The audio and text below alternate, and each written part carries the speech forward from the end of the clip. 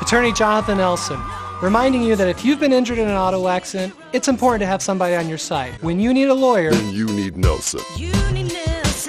A bill aimed at increasing student participation in education policymaking has now been stalled in the Nevada State Assembly, drawing both disappointment and concern from many education advocates and student leaders. Assembly Bill 316, or AB 316, proposed the creation of a student advisory position on local school boards across the state. Supporters of the bill described it as a meaningful step towards amplifying student voices in decisions that directly affect their education. And unfortunately, just advisory groups don't always get a chance to be at the table. And so we really need to consider if these young people are becoming adults and about to vote, they can buy a gun and they can go to war. But you're telling me they can't sit on a board and use their voice, and they're not even being given the right to vote.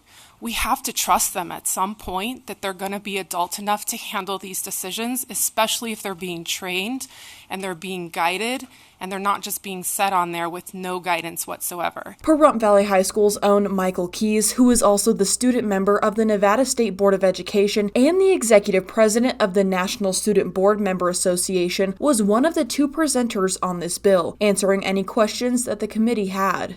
So why is AB 316 the solution to that problem? The first point is it really does create a structured statewide approach to student representation, really ensuring that no matter where a student goes to school, they can ensure that their voice will be presented on the board and represented to their local school board. So who would be eligible to run for a student trustee would be a rising 11th or 12th grader in a public high school within that county, and they must reside within that county to run. Locally, we do have a few counties that are doing this, have this in practice. Only about 16% of our students have student representation on their board. And so that 84% really we need to make sure that no matter where they live, they really have that opportunity to hear their voice and get their voices heard. I, like Mrs. Penrod has said, have sat on the State Board of Education for the past 2 years. I've used my voice to uplift other students' voices, and from what I've learned is that students don't feel like they have a voice. They can go to public comment, they can do that, but they don't feel like they're being heard.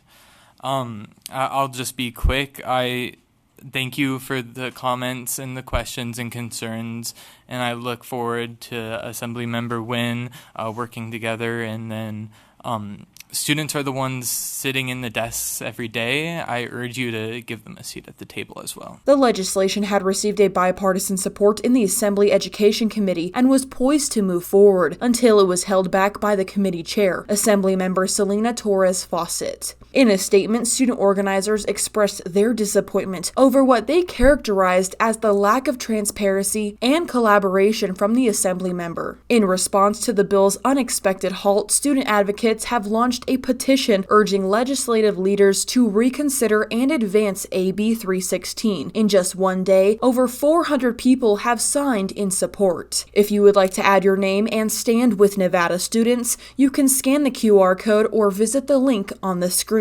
The future of student representation in Nevada schools may very well depend on it. For now, the future of AB 316 remains uncertain.